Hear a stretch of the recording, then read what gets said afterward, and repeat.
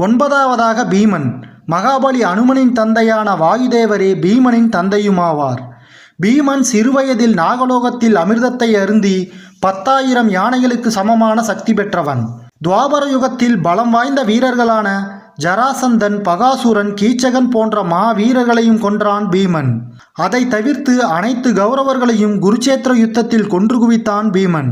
குருச்சேத்திர யுத்தத்தில் பாண்டவர்கள் வெற்றி பெற அர்ஜுனனை தவிர்த்து மிக முக்கியமான காரணம் பீமனே ஆவான். குருச்சேத்திர போரின் 14ஆம் நாள் போரில் அர்ஜுனன் ஜெயத்ரதனை கொல்வதாக சபதம் செய்தபோது அர்ஜுனனுக்கு பேருதவியாக இருந்த பீமன் குரு துரோணாச்சாரியாரை தோற்கடித்தான். அன்று நாள் முழுவதும் கர்ணனும் அஸ்வத்தாமனும் அர்ஜுனனுக்கு அருகில் செல்லாதவாறு தடுத்து நிறுத்தினான் பீமன். வனவாசத்தின் போது 1,00,000 கதாயுதங்களுக்கு சமமான மகா தண்டா என்ற கதாயுதத்தை பீமனுக்கு வழங்கினார் அனுமன்.